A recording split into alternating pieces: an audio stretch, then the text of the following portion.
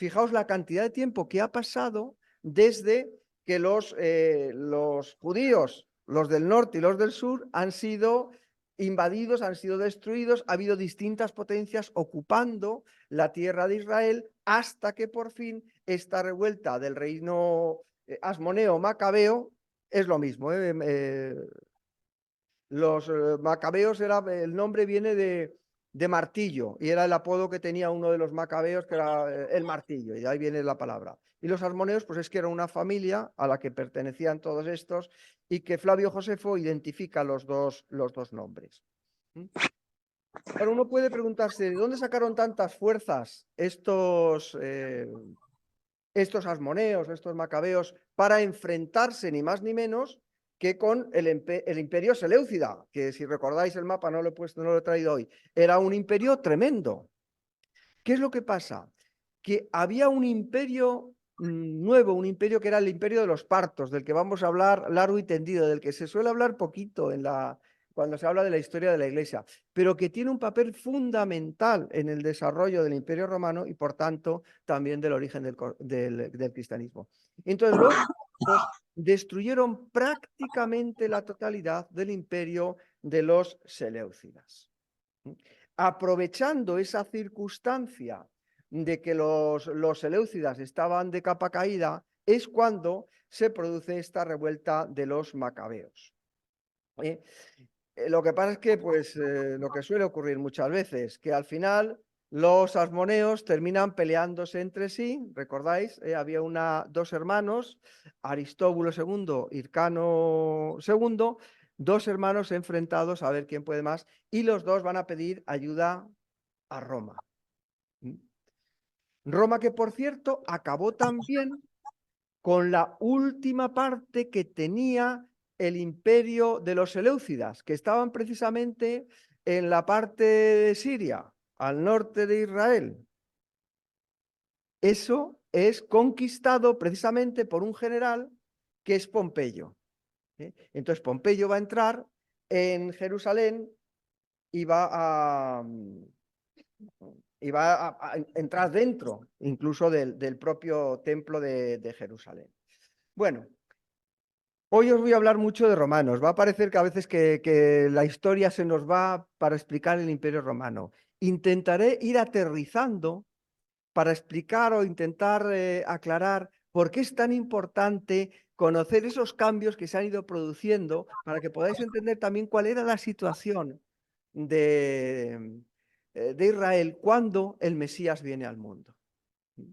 Entonces, aparecerán muchos romanos, pero espero que veáis que tiene un sentido. Y ya os digo, alguien dijo en cierta ocasión que la historia del cristianismo es un capítulo de la historia del Imperio Romano.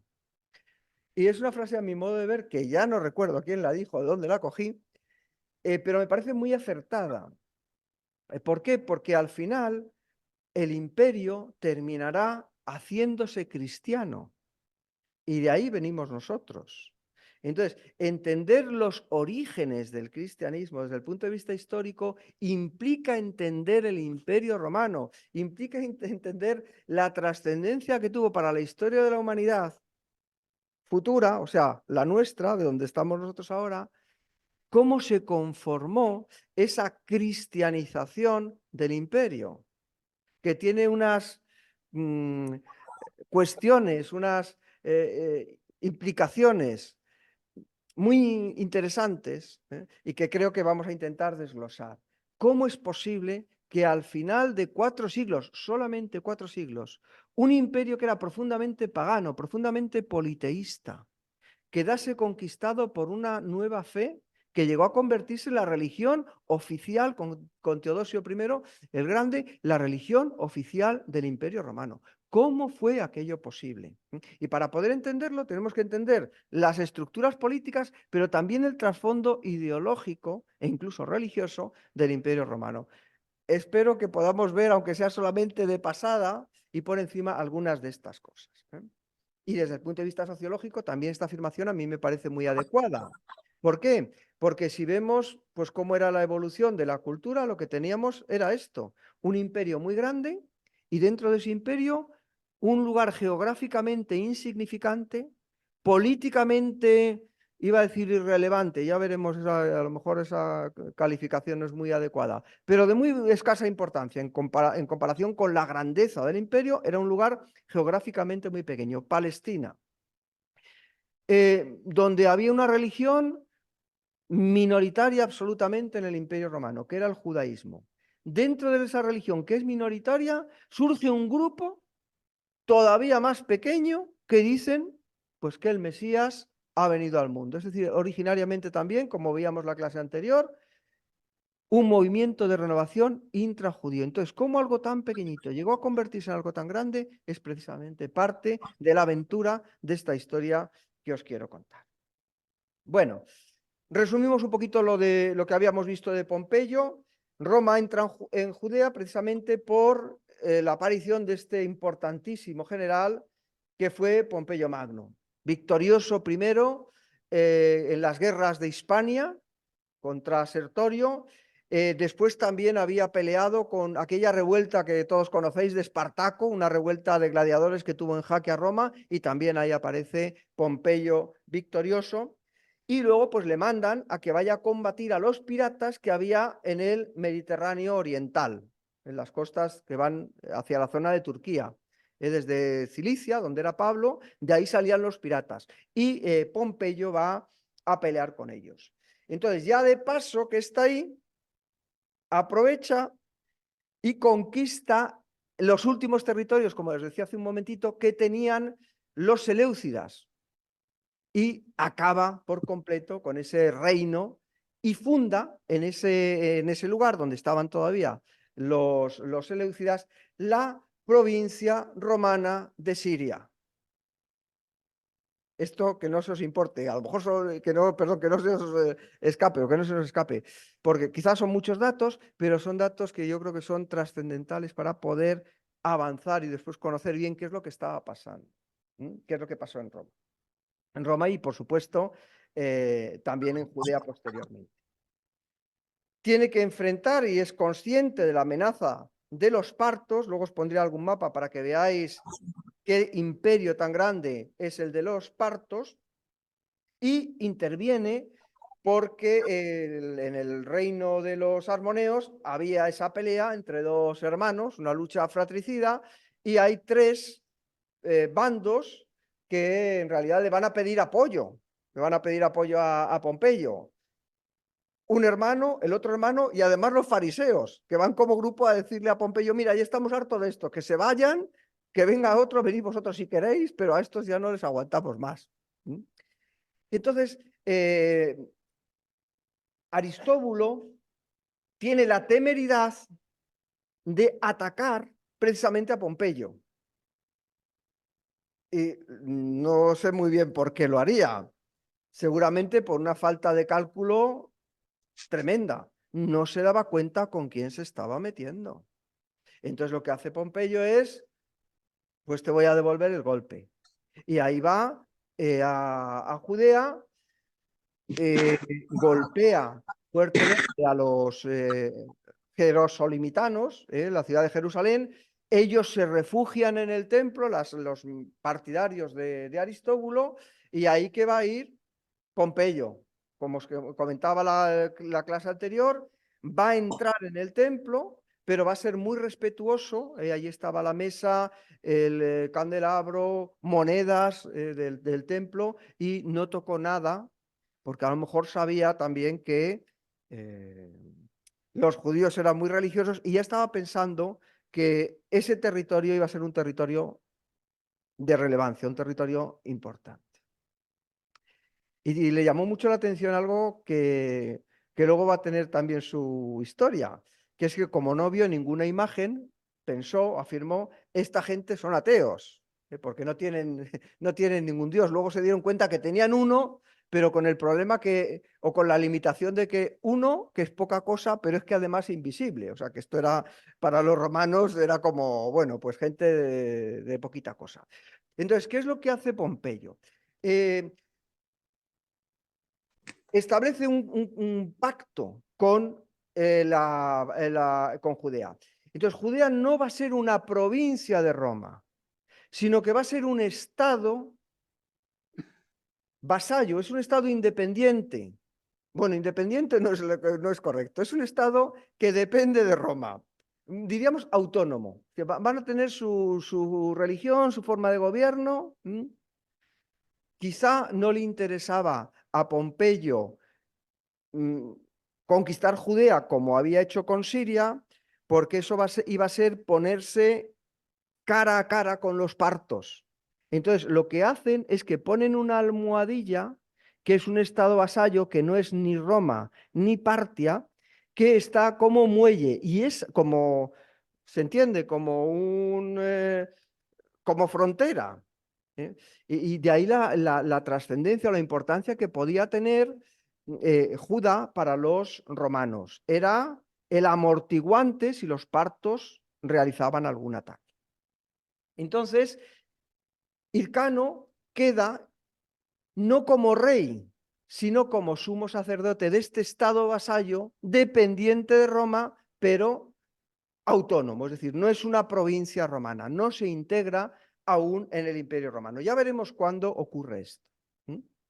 Bueno, Pompeyo, después de conquistar Siria, después de derrotar a los piratas, después de entrar en el templo de Jerusalén, regresa a Roma, pues eso, os podéis imaginar, súper contento, feliz de la vida, y los romanos más, porque habían terminado con el problema que tenían en Occidente, en Hispania, con unas revueltas, con las revueltas de Espartaco, y ahora si había problemas en el lado oriental, con los piratas también. O sea que este Pompeyo tenía un prestigio en Roma grandísimo, pero a mi modo de ver también merecidísimo, porque era un tipo, en fin, importante.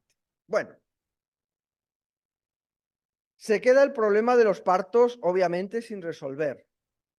Siria-Palestina será la frontera entre partos y romanos. Os he puesto ahí un dibujo de cómo eran los guerreros partos. Los soldados partos iban a caballo y tenía la peculiaridad, como veis ahí en uno de ellos, que disparaban con arco. Entonces, tanto la infantería pesada, o sea, los legionarios o los hoplitas, las falanges de los macedonios, de los griegos, contra este tipo de soldados tan veloces, podían hacer poca cosa. Porque los romanos sabéis que iban lentos pero seguros, ¿no? Pero esta gente hacían incursiones muy rápidas, muy efectivas y fueron para Roma un peligro continuo, un peligro permanente. Y entonces el Estado, esa franja de Siria-Palestina se queda como frontera. Ahí veis, fijaos, os decía que os ponía cómo quedarán las cosas con el paso del tiempo. Fijaos la extensión del Imperio Parto. El Imperio Romano no era poca cosa. Pero es que no había nadie, por aquí estaba el imperio también, el reino de Armenia, que van a tener también su trascendencia, pero no había en el mundo una potencia semejante a Roma, ni los germanos y todo eso, comparado con esto, no era nada. No había una potencia comparable al poderío del imperio parto. Bueno, entonces se organiza en Roma lo que se conoce como el primer triunvirato. La Roma republicana había sido gobernada por 2 cónsules, pero ahora va a haber un sistema en el cual hay 3 personajes que se van a repartir el poder, el gobierno de lo que era Roma en ese momento, que había ido creciendo desde una capsulita muy pequeña hasta conquistar, como veis, prácticamente todo el mar Mediterráneo. Eran Pompeyo, por supuesto, Craso, un personaje que tenía mucho dinero, iba a decir mucha pasta, pero no lo digo, y Julio César, que el nombre nos suena a todos y que, bueno, pues hoy hablaremos un poquito de su historia. 3 personajes gobernando en conjunto. Y ahí tenéis un mapa en el que se ve más o menos los dominios o las posesiones que tenía cada uno de ellos. Pompeyo, en la zona de Hispania, Hispania estaba dividida la península en citerior y ulterior.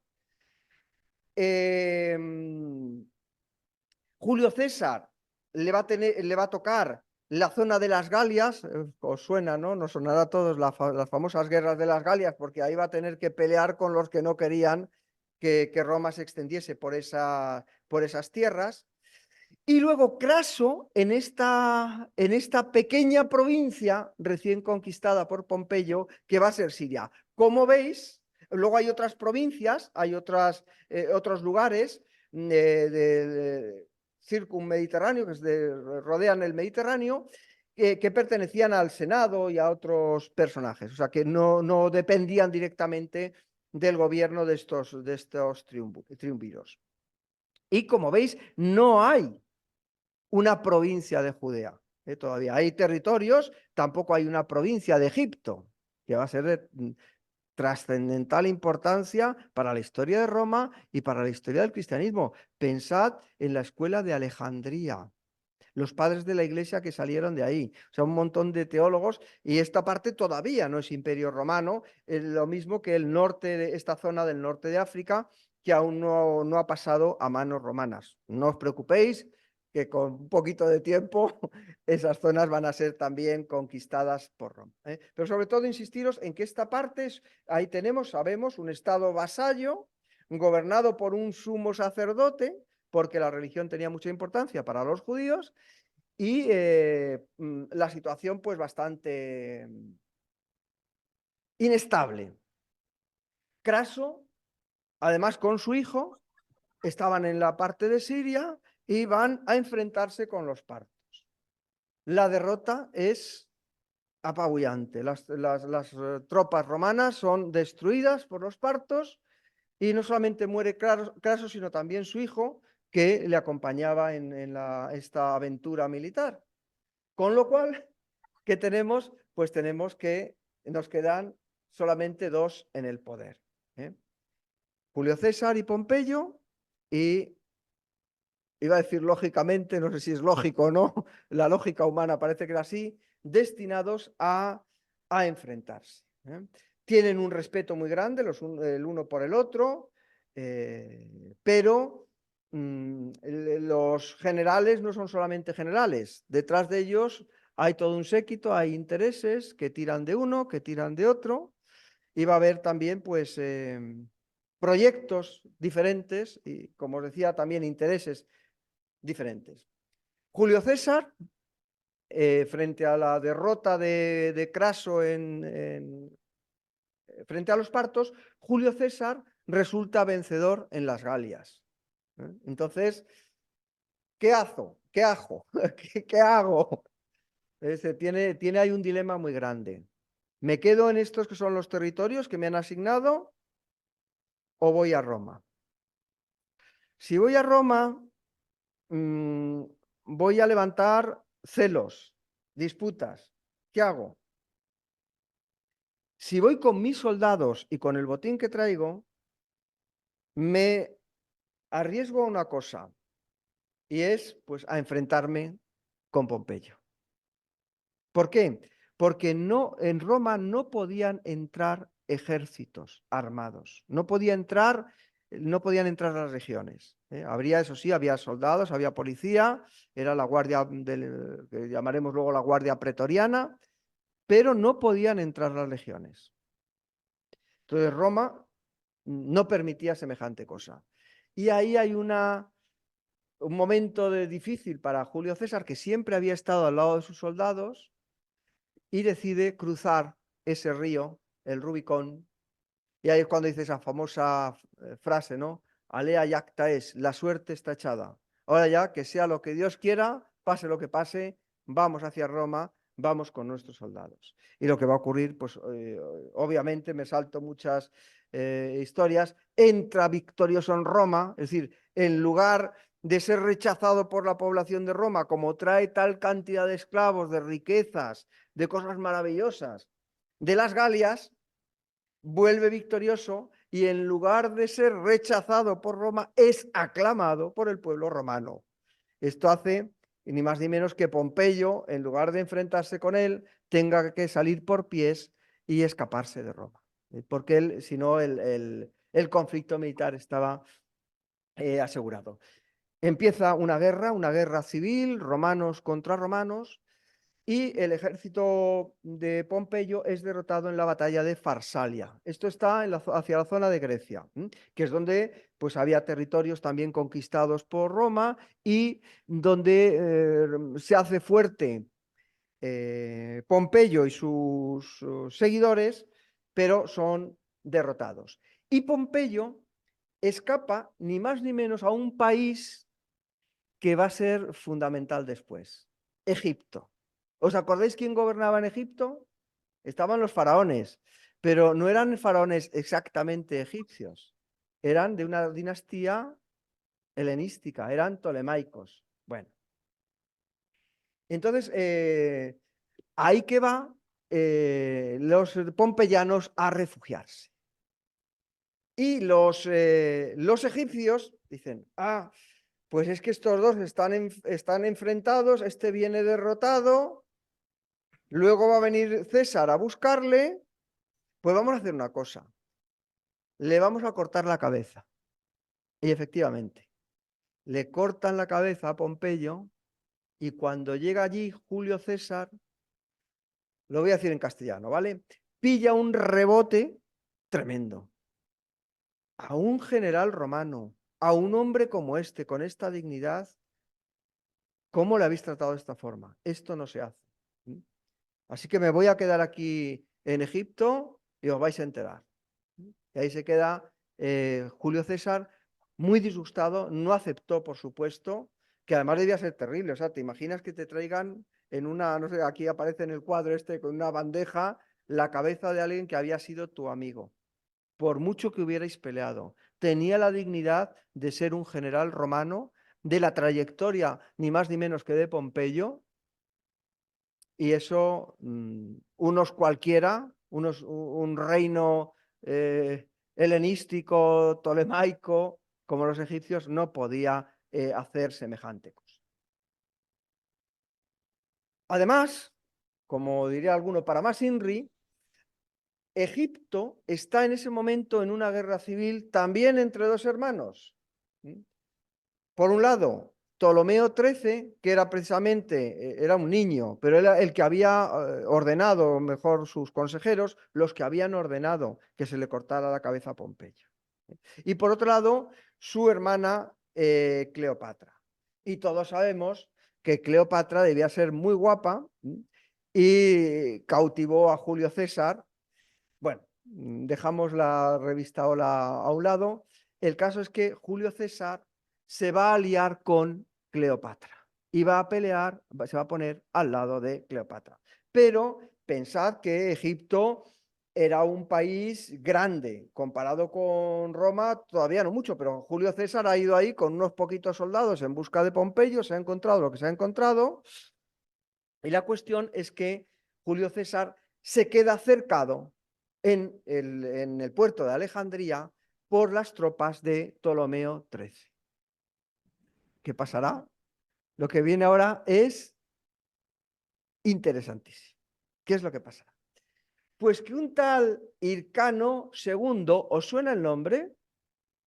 Era el sumo sacerdote que además gobernaba en el estado vasallo de Judea. Envía en ayuda de Julio César a un general que se llamaba Antipatro. Ya os he dicho que parece que hablo mucho de la historia de Roma, pero esto nos va a llevar a un sitio. ¿Quién será este general Antipatro? Bueno, ahí tenemos Julio César, Hircano II, sumo sacerdote, Antipatro era, a veces lo he visto con acento, otras veces sin, así que no os extrañe si os aparece de maneras diferentes. Era un gobernador civil. Y es el que manda como general que vaya a ayudar allí a Julio César en apuros. Bien, Antípatro era un idumeo convertido al judaísmo y estaba al servicio de Hircano II, como hemos visto. Y estaba casado con una princesa nabatea, entre paréntesis, para resumir, árabe, una princesa árabe. Pero él era idumeo de Edom, edomita. Y este Antípatro, aquí quería llegar yo, va a tener dos hijos, Fasael, este ya suena más, ¿verdad? Herodes. O sea que el padre de Herodes, ni más ni menos que fue a ayudar a Julio César cuando Julio César estaba en problemas, en apuros muy grandes en la tierra de Egipto. Y tanto Fasael como Herodes, como veis el nombre tiene resonancias árabes, aunque ese él hace referencia al nombre de Dios, le ayudarán en el gobierno a su padre Antípatro.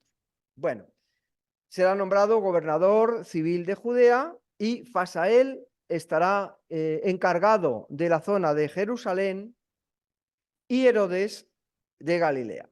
Esto es muy al principio de la historia también de este personaje al cual hoy vamos a dedicar algunos minutos. Entonces, después de haber restablecido el orden en Egipto, después de haber tenido un hijo, también esto es un poco de cotilleo, pero que tiene también su trascendencia para que veáis cómo eran estos gobernantes romanos. Después de haber tenido un hijo con la reina de Egipto, que Egipto es un reino independiente, regresa, por supuesto, una vez más, triunfante a Roma. Claro, ahora ya con todos los poderes. Ha desaparecido Pompeyo, había desaparecido Craso y ahora Julio César es el único. Esto al Senado romano no le hace mucha gracia. Aunque Julio César, curiosamente, no puedo indagar más por ahí o entrar más por ahí, gozaba del favor popular porque quitó privilegios a clases más nobles, a las clases senatoriales, y el Senado estaba rebotado, con lo cual, pues al final sabemos cómo termina, en los idus de marzo, es asesinado, entre otros, pues claro, había seguidores de Pompeyo, pero también personajes cercanos como Craso y Bruto que participan en el asesinato de César. Bueno, pues desapareció Julio César y ahora tenemos dos personajes en pugna. Bueno, primero unidos para derrotar a los asesinos de César, a los que van a perseguir hasta los confines últimos de la tierra para cortarles la cabeza también. Se van a unir, pero luego, una vez derrotados los enemigos del César, la pregunta es ¿quién manda más? ¿Marco Antonio o un tal Octavio? ¿Quién era Marco Antonio? Marco Antonio era un general al servicio de Julio César, le había acompañado en las batallas de las Galias, fiel, entrenado, duro, como el propio Julio César, cercano a las legiones, algo muy importante. Y Octaviano era un chavalín, era un niño, pero era pariente de la familia de los Julios, pariente de Julio César, muy hábil desde el punto de vista de la política, pero un chiquillo. Entonces, los senadores también quieren que el poder sea para Octavio, porque piensan que siendo tan jovencito y como no tiene mando directo sobre tropas, ni mucha experiencia, alguna tenía, pero no tiene mucha experiencia en ese sentido, creen que le van a poder manejar bien. Y entonces el enfrentamiento está servido. Por un lado Octavio y por otro lado Marco Antonio. Bueno, se forma un segundo triunvirato donde está Marco Antonio, Octavio y Lépido también. Bueno, ¿qué pasaba mientras tanto en nuestra querida tierra de Israel? En el año 40 a.C., el Senado romano proclamó rey de Judea a Herodes I. Es curioso, ¿eh? No le proclamó su gente, no le proclamaron los judíos. Obviamente a los judíos no les gustaba mucho que un edomita, que un idumeo, fuese su rey. Entonces es un rey que ponen los romanos en ese reino, bajo la protección de Octavio y de Marco Antonio. Dice así Antonio Piñeiro, que es un historiador también del campo de la filología, un profesor de griego de la Universidad Complutense, muy interesado por los orígenes históricos del cristianismo, también un gran escritor. Bueno, Dice lo siguiente: gracias a su amistad con Marco Antonio, en el año 40 a.C. y por medio de un decreto del Senado, logró Herodes que Roma entregara el reino en sus manos en sustitución de la dinastía macabea. Ya los armoneos van a desaparecer ya completamente del mapa político, que gobernaba hacía unos 120 años. Tanto Antonio como Octavio, los dos personajes que en aquellos momentos controlaban el poder de Roma, manipularon al Senado y permitieron que aquel joven general, Herodes, no perteneciente a la familia real, despojara a Hircano de su poder e intentara sentarse en el trono. Pero nosotros ya sabemos de quién era hijo y los favores o la admiración y el respeto que Roma le merecía. Los judíos se niegan a que un idumeo se siente en el trono de David. Y no les hace mucha gracia tampoco ver que ha sido colocado ahí precisamente por los romanos. Así que el rechazo al rey Herodes va a estar garantizado desde el principio de su reinado, de su gobierno. Pero con ayuda de los romanos consigue derrotar a la oposición judía. O sea que aquello fue también una mini guerra civil en el estado de Judea. ¿Y qué es lo que hace? Pues una vez que tiene el poder, lo primero que hace es crear un ejército súper potente.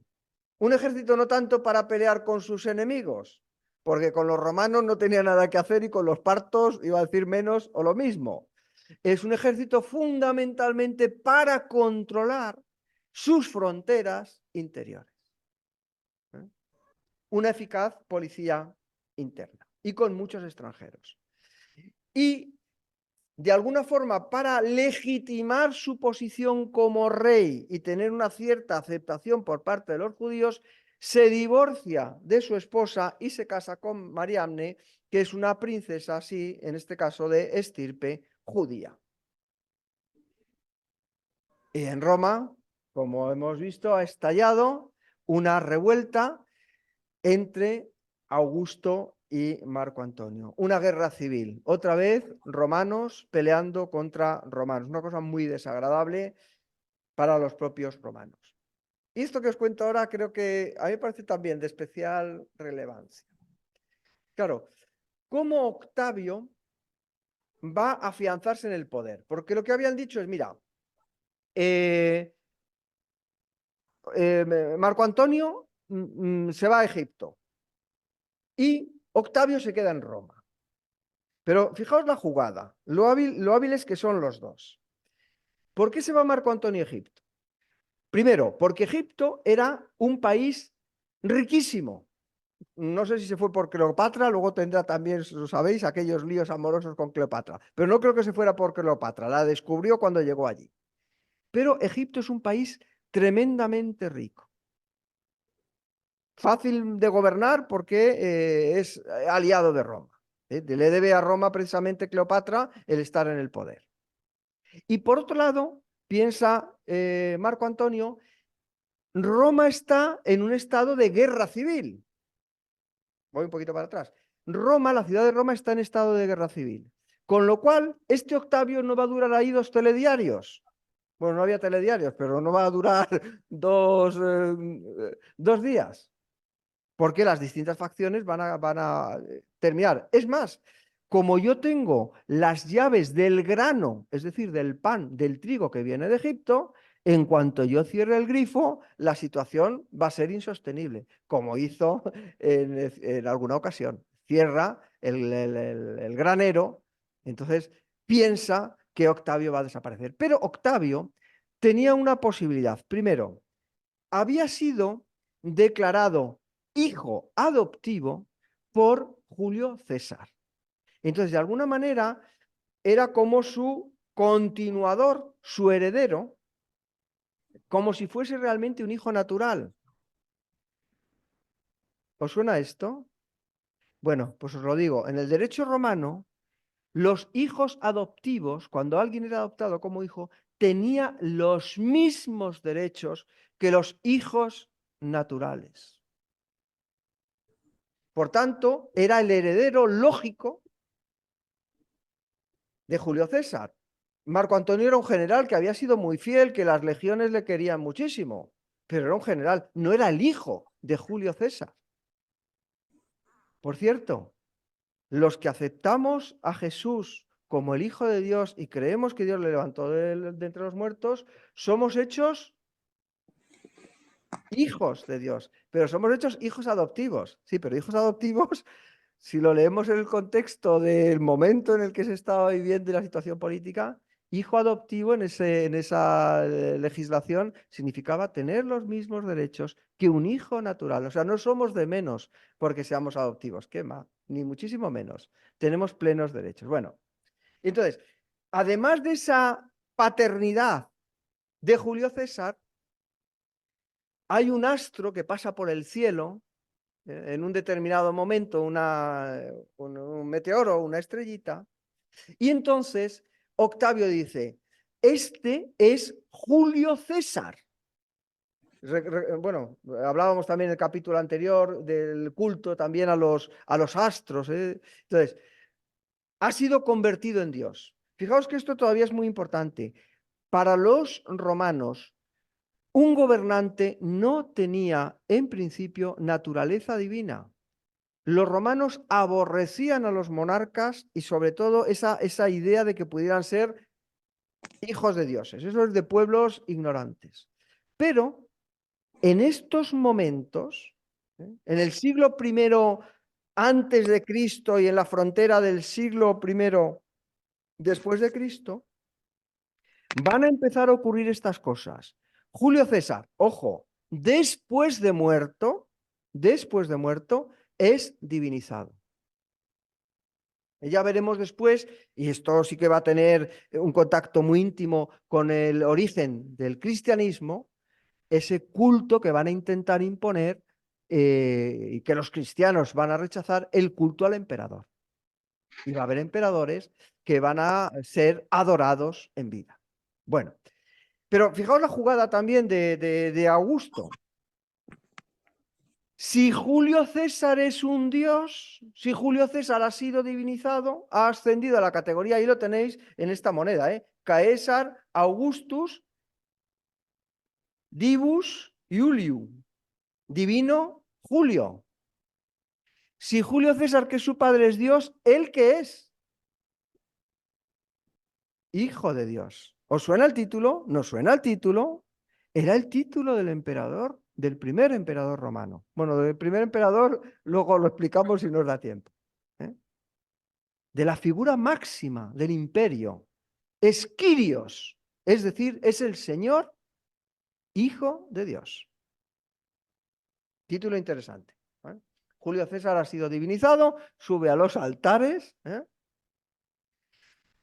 Y ahí vemos un poco cómo estaba la situación en los territorios que tenía Octavio y los territorios que tenía Marco Antonio.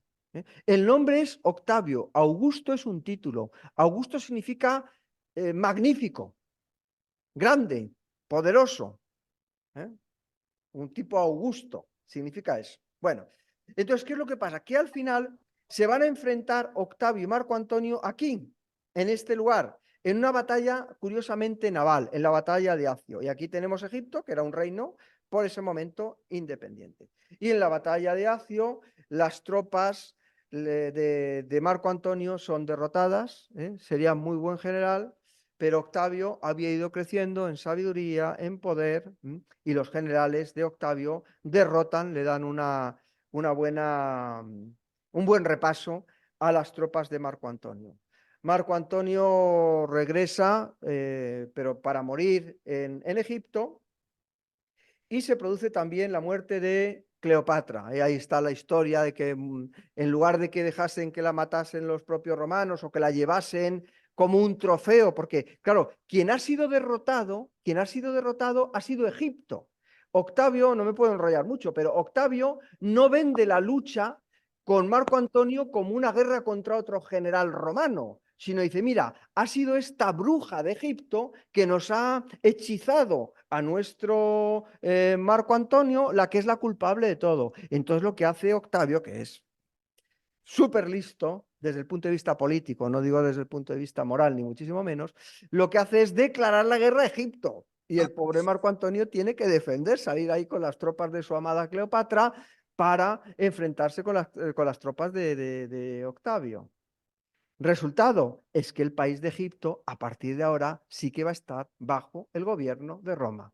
Va a ser una provincia riquísima, riquísima en recursos. En aquel momento la agricultura, veremos en alguna otra clase, era fundamentalmente la forma económica de vida de ese momento, en todo el mundo. Y os he puesto ahí puntos suspensivos. Muere Cleopatra y os había dicho antes que Julio César había tenido un hijo con Cleopatra. Octavio, el príncipe de paz, manda que maten al hijo de César. En teoría su hermanastro. ¿Por qué?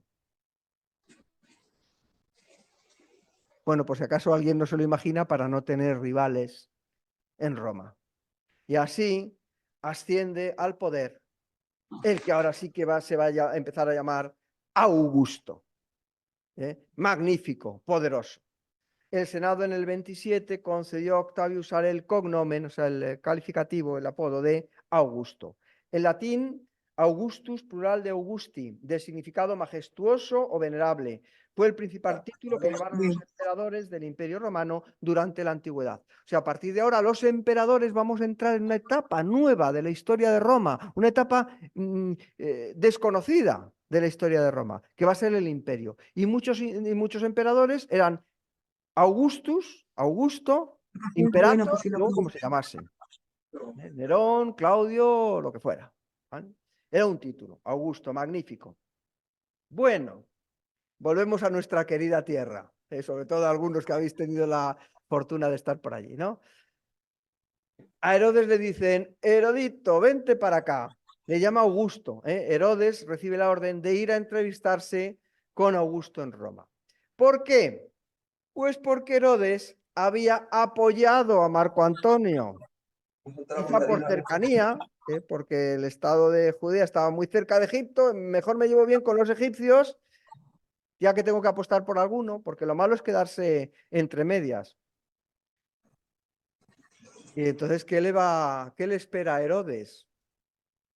Entonces va ahí, pero no sabemos lo que haría, lo que diría, qué poder de convicción, de persuasión, de habilidad política. El caso es que lejos de quitarle del trono, la astucia política de Augusto hace que Herodes sea restablecido, que continúe como rey de Judea.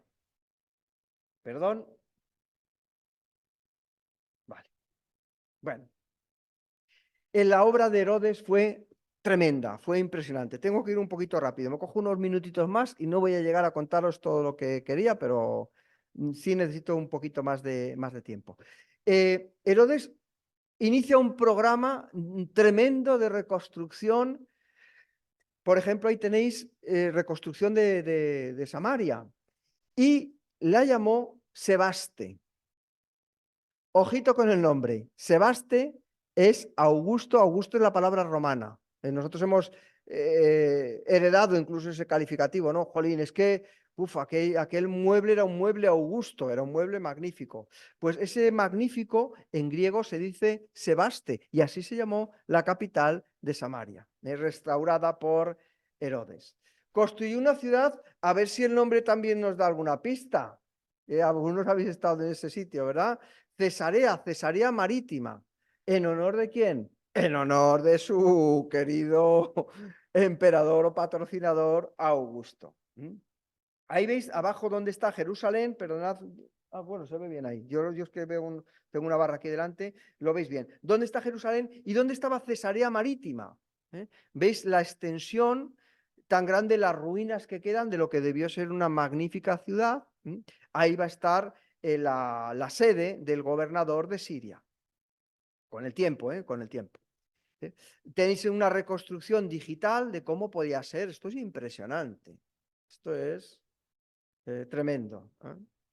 Y hay otra otra vista un poco más pictográfica y crea, por supuesto, todos los edificios propios de una ciudad romana.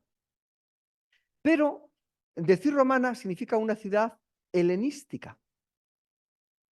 Os recordaba la frase del historiador romano que decía: la Roma conquistadora fue por Grecia conquistada.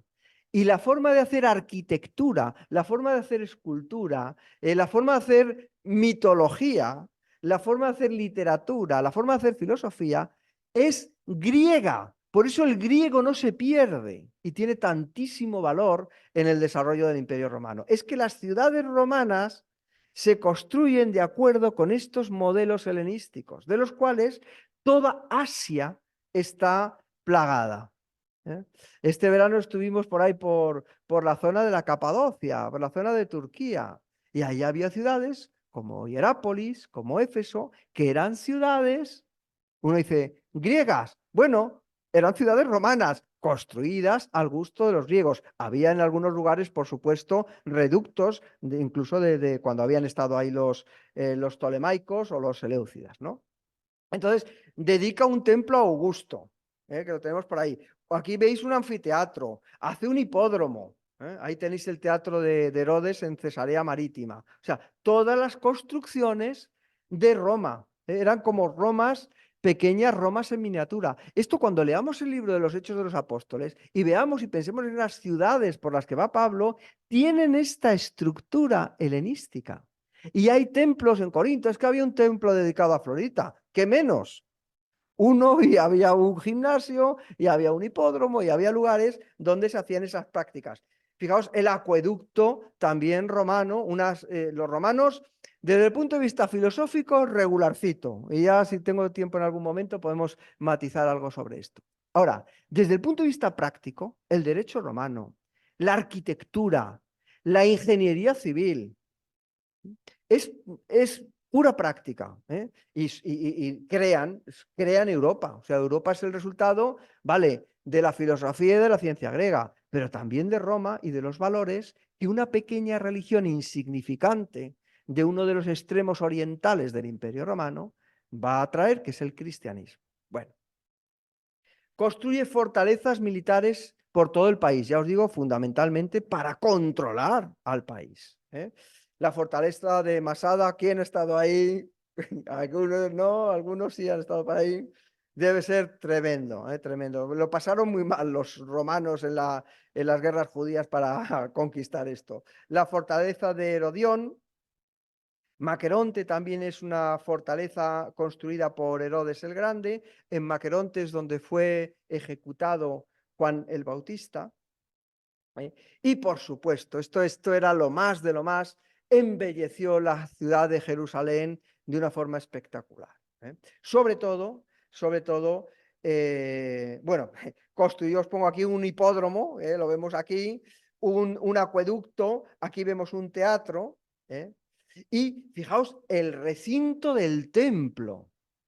El segundo templo era una cosa muy pequeñita, es lo que vemos aquí en la parte central, pero lo que hace él es esta tremenda, creo que os he puesto una diapositiva donde se ve muy bien. Fijaos, lo embelleció mucho. Flavio Josefo dice que cuando se venía de lejos, ya se veía, porque esto era mármol blanco y había decoraciones o partes con oro brillante, pero sobre todo el mármol blanco brillaba a lo lejos. Era impresionante, no solo cuando estabas ahí en los atrios.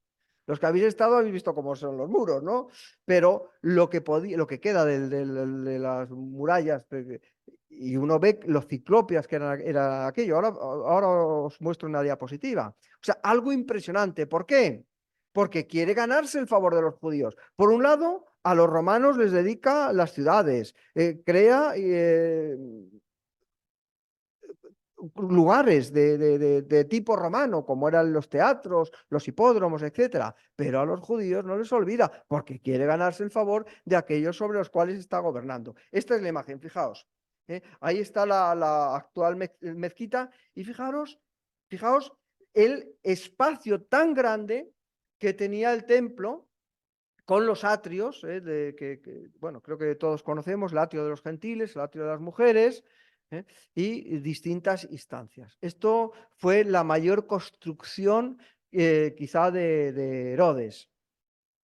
Por eso que muchas veces cuando uno habla del segundo templo, en lugar de decir el templo de Salomón o el segundo templo, nos referimos a él, se refieren con el nombre del templo de Herodes. No es que lo construyese Herodes, pero es que lo embelleció, lo matizó y le dio la forma espectacular que llegó a tener cuando lo vio Jesús. Lo que vio Jesús literalmente fue este templo, estas piedras, de las cuales por magníficas que fueran, y dijo, admiraos, ¿no? ¿Ves lo bonito o no? Pues no quedará piedra sobre piedra, como así ha sido, ¿verdad? Hasta el día de hoy. Bueno, Herodes tomó el control del poder religioso nombrando a su voluntad al sumo sacerdote del templo. Es decir, el mayor cargo religioso ahora estaba en manos, su nombramiento estaba en manos del rey. ¿Qué significa esto? Que los sumos sacerdotes tenían que ser contrarios a Herodes o favorables. Favorables. Favorables. Los ha nombrado, él nombra a los sumos sacerdotes, pero es que toda la camarilla que quisiera acceder a ese estatus tenía que ser favorable a Roma. Son los famosos saduceos. Los saduceos que estuvieron siempre al lado del poder político. ¿Por qué? Porque les convenía. Primero con Herodes y después, como veremos, con los romanos. Ahí tenéis una cosa interesante del templo también, para que veáis la astucia de Herodes. Crea al lado del templo lo que se llamaba la Torre Antonia, con 4 torrecitas, en honor, lógicamente, de Marco Antonio. ¿Y qué es lo que pasa? Que desde aquí, como veis, uno puede ver perfectamente qué es lo que se está haciendo aquí. Y puede controlar visualmente si hay alguna revuelta o algún movimiento no deseado dentro de los propios atrios del templo. Claro, en el Evangelio se nos habla de la matanza de los inocentes, hay quien cuestiona el valor histórico de todo esto, pero la verdad es que cuadra perfectamente con la descripción que tenemos de Herodes. No os cuento muchas cosas más, pero mata incluso a sus propios hijos Herodes, a alguna de sus mujeres, o sea, es un tipo que no tiene demasiados escrúpulos para nada. Hábil político, pero desde el punto de vista moral, como muchos también de la época en la que vivió, despiadado. Fijaos lo que dijo Augusto de él. Es mejor ser el perro de Herodes que su hijo. Ya os digo, a uno de sus hijos lo mató pensando que quizá pues estaba haciendo un complot en contra suya. Bueno, y ya llegamos hacia el final de la clase de hoy, hasta donde vamos a poder llegar, la Pax Romana, la Pax del Imperio. Y ahí tenemos los títulos de Augusto. No es un error, no se ha actualizado esto, había algo más por ahí que contaros.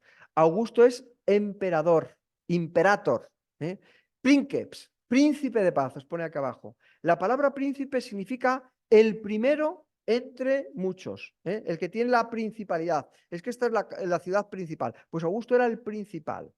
Augusto no quiere romper con la República de Roma, que era el sistema político que en Roma había habido hasta ese momento. Entonces se hace ser el primero entre muchos. De ahí al imperio no va a haber poco. Y tiene estos títulos: Príncipe de Paz, Salvador del mundo. Y el de arriba, que ya lo conocéis, Hijo de Dios. ¿Os suenan estos títulos? Hijo de Dios, Salvador del mundo, Príncipe de Paz, ¿verdad?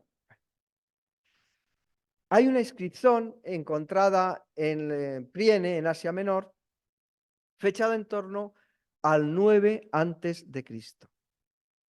Y utiliza esta expresión Salvador para aplicarla a Augusto. Y no solamente Salvador, sino una palabra que después tendrá para los cristianos un valor altísimo. La palabra evangelion, la palabra evangelio. Y fijaos cómo lo describe aquí, porque es que los romanos, la justificación de lo que está pasando, porque hay un cambio político en Roma muy grande, se va a pasar de la República Romana al Imperio Romano. Jesús nacerá en el Imperio Romano, o la Iglesia cristiana tendrá sus orígenes en el Imperio Romano, no en la República de Roma. Entonces, es un cambio importantísimo en Roma. Entonces, hay que justificarlo, hay que vender el que ahora haya un emperador que tiene poder por encima del Senado. Y esto habrá que justificarlo desde todos los planos posibles, desde el plano político, pero también desde el plano militar y sobre todo desde el plano religioso e ideológico. Vale. Pues ahí tenemos una inscripción que precisamente tiene esta finalidad. Es que hay un designio divino, como van a decir algunos historiadores y literatos romanos haciendo odas de Augusto. Hay un designio divino, ¿no? Que ahí se traduce como providencia. Dice, puesto que la providencia que ha ordinado divinamente nuestra existencia. ¿La existencia de quién? De Roma. Ha aplicado su energía y celo y ha dado vida al bien más perfecto, Augusto. Qué bonito, ¿eh? A quien colmó de virtudes para beneficio de la humanidad. Es el Salvador de los hombres que se nos ha dado a nosotros, los romanos. ¿Os suena esto? A quien colmó de bienes para beneficio del género humano, otorgándolo a nosotros y a nuestros descendientes como nuestro Salvador, el que puso fin a la guerra y ordenará la paz, César, que mediante su epifanía es la manifestación de un Dios, excedió las esperanzas de quienes profetizaban las buenas noticias. Aquí aparece la palabra evangelion. Que profetizaban el evangelio. ¿Cuál era el evangelio? Que vendría este César, este Augusto, este Salvador nuestro y de todos los hombres. Augusto, Augusto César. No nos equivocamos. Y puesto que el cumpleaños del Dios trajo primero al mundo el evangelio, que redime con él, por esta razón, con buena fortuna y seguridad, los griegos de Asia han decidido que el año nuevo debe empezar en todas las ciudades el 23 de septiembre, día del cumpleaños de Augusto.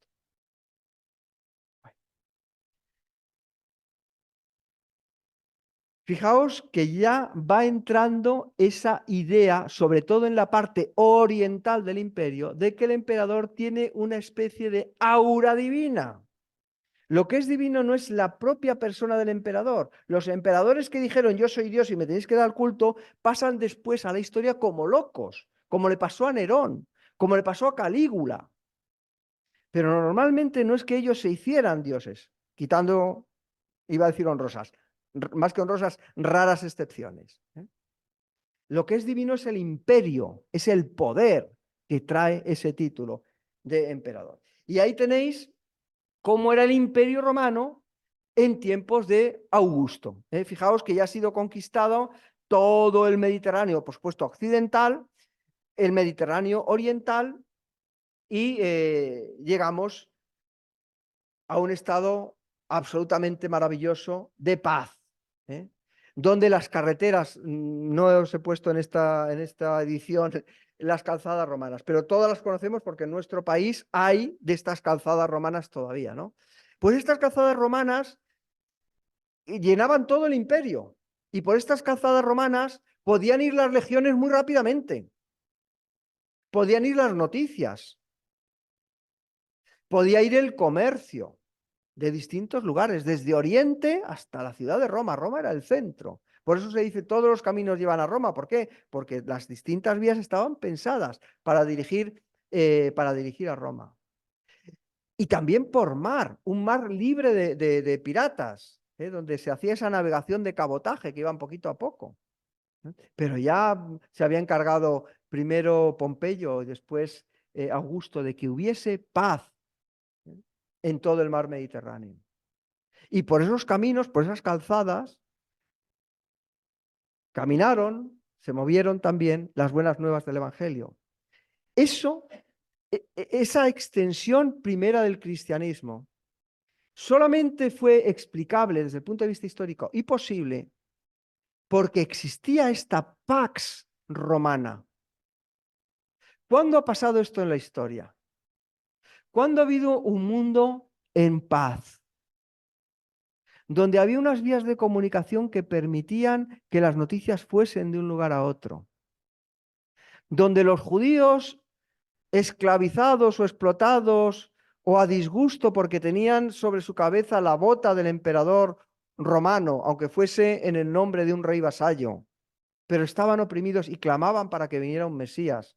Otra clase hablaremos del mesianismo judío del siglo I y del siglo II. Clamaban para que viniera un Mesías. Y cuando las filosofías de los hombres de aquel tiempo buscaban la salvación, cuando llegó el cumplimiento del tiempo, ahí tenéis las rutas romanas, fijaos, las más importantes, luego todo esto se bifurcaba en rutas más pequeñitas.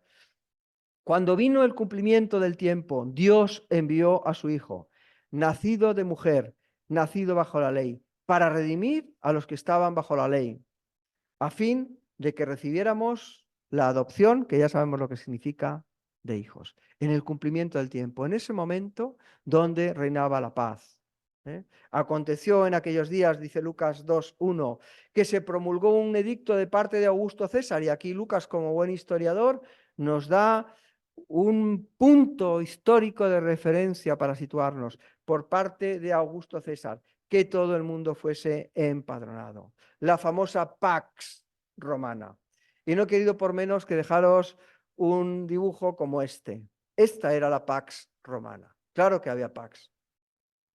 Y más les valía a los súbditos del Imperio Romano no rebelarse, porque lo que le esperaba era esto, la crucifixión. Si los que se rebelaban eran ciudadanos de Roma, no podían ser crucificados. Por eso recordad o pensad en cómo muere Pablo de Tarso.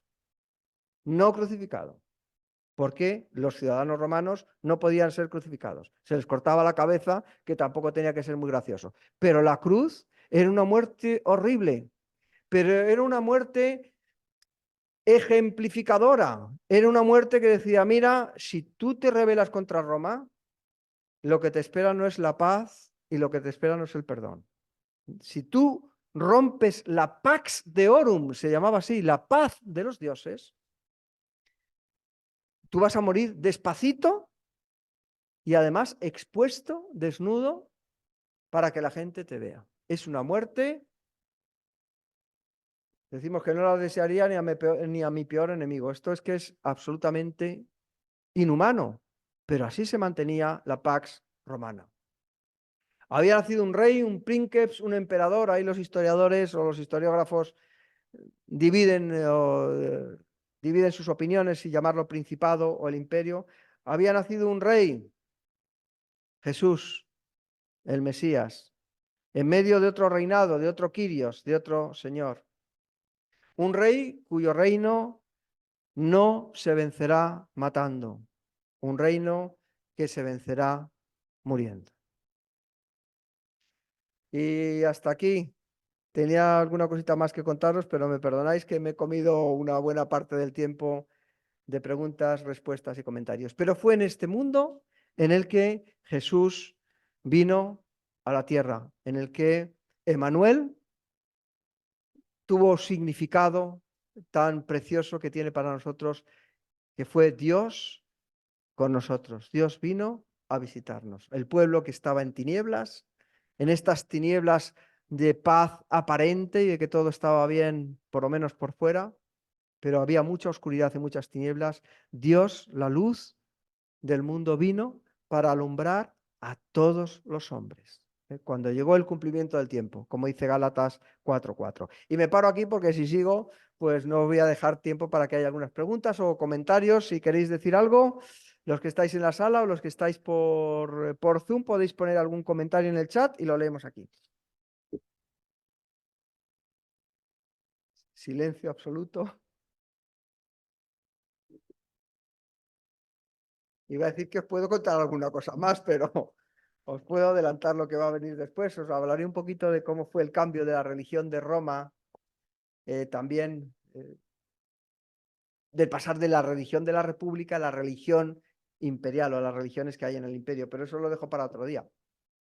¿Hay alguna pregunta? Si no, pues ¿Estamos en tiempo? ¿Terminamos? Venga, una pregunta a la sala. Y dos aquí, venga. Buenos días, soy Abraham. No sé si me he perdido algo de tu exposición, pero ¿por qué la similitud de los títulos que se puso Augusto César con lo que realmente iba a ser el Mesías, príncipe de paz, Salvador? Él tenía esa referencia judía de que iba a venir un Mesías para otorgarse estos mismos títulos Ujú. que el Mesías tenía, de príncipe Sí, de paz, Salvador. claro. No sabemos hasta qué punto podía tener conocimiento, no él, pero sí el entorno de las personas más cultas que podía haber en aquel momento, los literatos, porque hay églogas, hay cantos que nos hablan de que vendría pues, es un salvador en la figura de lo que va a ser después Augusto. Yo diría más bien la inversa. Los cristianos aplicaron a su Mesías, al Mesías judío, además de esas categorías veterotestamentarias que estaban en el Antiguo Testamento, otras categorías que eran las categorías de su mundo, en el mundo en el que se extendió el mensaje cristiano, que eran las de Señor y príncipe de paz. Esto nos aparece en el libro de Isaías, pero es curioso por lo menos el contraste que hay entre unos y otros. Yo creo que la influencia es mutua. Fijaros que habrá un emperador romano que se llama Domiciano, con el que se hizo la persecución de Patmos y los... que se llamará a sí mismo Domiciano Señor y Dios. Entonces, hay una equivalencia, hay dos mundos, hay dos reinos, ¿no? Uno es el reino que tenéis aquí, con el magnífico Augusto, y otro es el reino de otra grandeza, que yo creo que es insuperable. Yo no sé en cuál de las dos fotos uno ve más grandeza, pero la verdad es que los dos se llamaron grandes, los dos se llamaron poderosos, los dos se llamaron príncipes de paz. La cuestión es, ¿por qué paz nos inclinamos? Mi paz os dejo, mi paz os doy, no como el mundo la da, yo la doy. Había una paz, sí, y yo traigo otra. ¿Cuál prefiere uno? ¿Qué es más poderoso? ¿Qué Dios, en el caso de que divinizáramos al emperador o que divinizáramos al Mesías, qué Dios es más poderoso de los dos? ¿Dónde hay más poder? ¿En la cruz de Cristo o en los ejércitos del César? ¿A quién quieres servir? Porque no se puede servir al mismo tiempo a dos señores. Y los cristianos hicieron una apuesta, y hablaremos más adelante de esto, de las relaciones que tuvieron los cristianos con el imperio. No todos pensaron igual ni hicieron la misma cosa, pero es cierto que hay una semejanza, pero a su vez un contraste muy grande entre estos dos reinos, entre estas dos, las influencias, pues seguramente mutuas, seguramente recíprocas. Bueno, Carlos, claro que la pregunta tiene que ser interesante. Bueno, si la haces tú, además será profunda. Otra cosa es que sepamos contestar. Dice Carlos, ¿hay algún aspecto escatológico del pasado romano que se discutía hoy en día en relación a lo que la escritura declara para el futuro? Sí. Algo he escuchado de referencias en escatología al Imperio Romano y a paralelismo que se pueden ver en una descripción de la escritura de los últimos periodos de la historia hasta la venida de Cristo. Sí, sí, no recuerdo ahora mismo el nombre, es que yo soy muy malo para los nombres, pero sí había unos escritos, no te sé decir del escritor, pero que semejan mucho a la pregunta que nos hacían aquí también en la sala, de si había un conocimiento de las escrituras, de las profecías, o no. Claro, hemos leído cuando en esa placa de Pirene, hemos visto que había como una especie de anticipación de la providencia, ¿verdad? Es como que se esperaba la epifanía, la manifestación de un Dios, de alguien que había de traer la paz al mundo. Pero es que poneos en la situación del estado que vivía aquellas gentes. Es que eran guerra contra guerra, el propio Estado romano, no solamente que tenía que pelear con los piratas, con que se rebelaban en un lado y en otro, es que también era un estado de guerra civil. Y lo que desean desde el imperio que todavía no era imperio, es que estaba incluso en una situación de cambio, de tránsito político muy importante de la República al imperio. Era pues una venida, una epifanía, y es curioso que se producen dos, una epifanía del César Augusto y vamos a tener otra que los cristianos van a llamar también una epifanía, una manifestación de Dios en la figura, en la persona de Jesús de Nazaret. Pero es verdad que en la historia, en el mundo romano, los ideólogos del imperio están augurando la venida de una edad de oro. Y además, como dice aquí, yo no sé si el título, porque no tengo el texto, está aquí, pero no, aquí, yo aquí soy incapaz de leer nada, ¿no? La providencia, dice, un designio divino. Luego los cristianos, esa idea de designio divino que utilizaban los romanos también es uno de estos conceptos de designio divino, como de plan, de proyecto de Dios para la humanidad, en un caso a través de Roma, en otro caso a través de los judíos. Los ideólogos del imperio, los fans, como decir, la corte del emperador, lo van a enfatizar mucho. Eso de que hay un plan de Dios para los hombres. Es que si no, es muy difícil aunar voluntades. ¿Qué es lo que pasa hoy en el mundo? O sea, hoy en el mundo las grandes explicaciones se han caído por tierra. No hay grandes sistemas. Bueno, sigue habiéndolos, pero también cada vez más y más fragmentados, sobre todo a partir de la posmodernidad. Pero cuando los grandes estados han tratado de subsistir, siempre han buscado en el factor religioso un aspecto aglutinante de la nacionalidad. Como estamos viendo, por ejemplo, en un curso que estamos viendo sobre los reyes católicos, por ejemplo, en España, o lo que pasó también en Francia, en Inglaterra, que intentan buscar en el factor religioso un aspecto aglutinante. Y los romanos, que nos precedieron, no iban a ser menos. Y los grandes imperios de la antigüedad, podemos pensar lo mismo. Me viene a la mente Egipto, el propio Egipto. Sin esa sacralidad, sin ese temor a lo divino, también la sociedad se corrompía. Bueno, no sé si he contestado a la pregunta o no, pero bueno, Vicente. Y una preguntilla que me llama la atención, como has comentado, digamos, el cuidado que tenía la República, Imperio, que estaba en transición, como has comentado, con los pueblos incluso tan insignificantes como el pueblo de Judea. El sentido del cuidado, como has comentado, cómo edificaron la Jerusalén, qué prestigio le dieron, cómo hicieron tantos monumentos, cómo lo hicieron tan bonita, y así pasó en todo el imperio. Pues mi pregunta es que cómo cuidaban esos detalles, ¿no? Podían haberlo llevado más, que también lo hacían con puño de hierro, y dijeron, esto es lo que hay y punto. Pero no, como que los cuidaban, está claro, para que no se rebelaran, pero hasta el punto de un pueblo tan insignificante como el de Israel, pueblo de Judea, cómo los cuidaban. Me llamaba la atención, ¿no? Que podían haberlo hecho, esto hay, si lo quieres, estas son lentejas. Sin embargo, en ese sentido les engrandecían, ¿no? Sí, sí. Ahí está la astucia y la política también de los distintos emperadores que vamos a ver a partir de ahora para controlar esta gran máquina que fue el Imperio Romano. Pues lo hacían con una herramienta fundamental, que era el derecho. Entonces, el derecho garantizaba, primero, el derecho ponía a cada uno en su lugar. Había, eso lo veremos en alguna clase próximamente, había distintas formas de derecho. O sea, según la relación de un territorio con Roma, uno podía tener un estatus jurídico otro.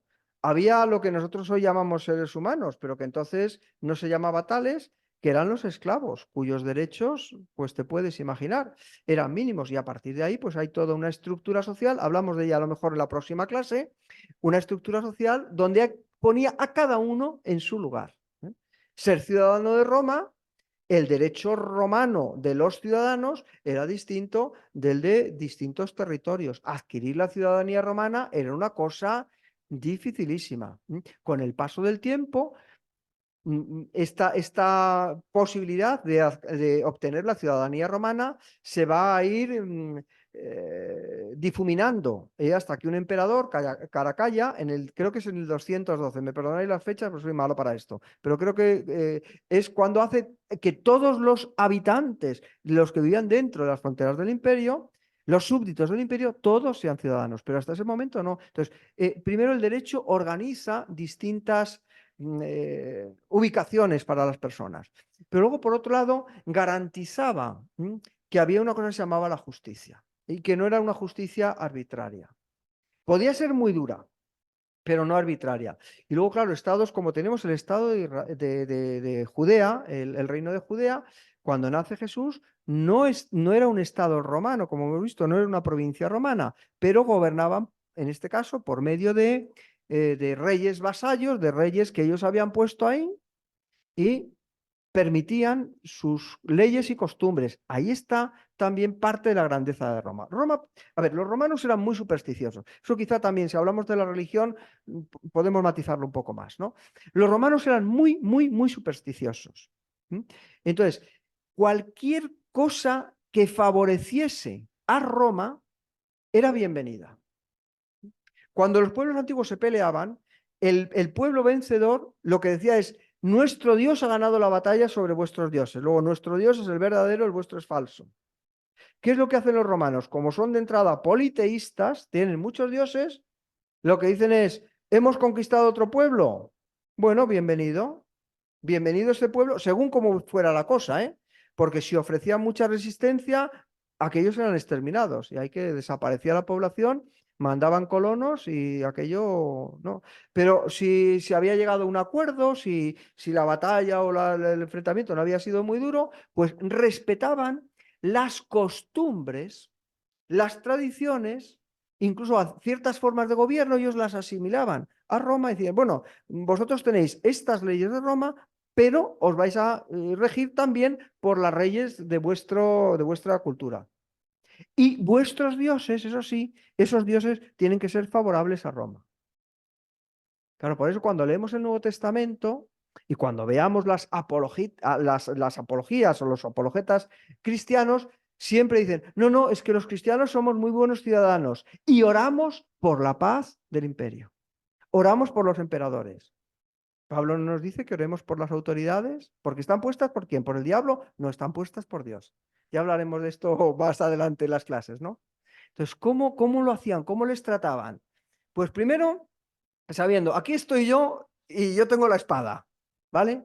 Pero si no te desmandas, si tú cumples con las leyes que Roma te da, más en algunos casos las leyes de tu país, sin ningún problema. Claro, los que tenían problema eran muchas veces los ocupados, por ejemplo, los judíos. Es que nosotros solamente tenemos un Dios. Bueno, pues se hacían excepciones. Y el judaísmo es declarado religión lícita, es una religión lícita, aunque fueran tan raritos, pero era la religión de aquella gente. Mientras no se metan con nosotros, no hay ningún problema.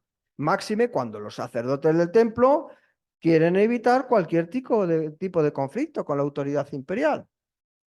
¿Se entiende? Entonces, era un mecanismo, una máquina que funcionaba muy bien, pero que con el tiempo fue debilitándose, ¿eh? Y esa es una historia que es muy larga y que llega hasta nuestros días, ¿eh? A mi modo de ver.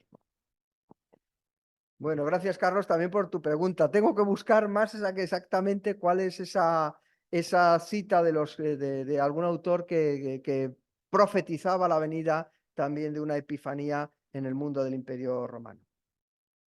Bueno, pues si no tenéis ninguna pregunta más, si hemos llegado ahora a pasarnos un poquito de la hora, los que estamos en la sala nos vamos a subir a tomar un café y los que lo hayáis visto por Zoom, pues os quedáis sin café o lo tomáis en vuestra casa. Bueno, un abrazo a todos, muchas gracias a los que habéis venido aquí presencialmente y también a los que habéis asistido a esta clase por Zoom. Y hasta la próxima. Será el segundo sábado del próximo mes, del mes de febrero. Venga, un saludo a todos.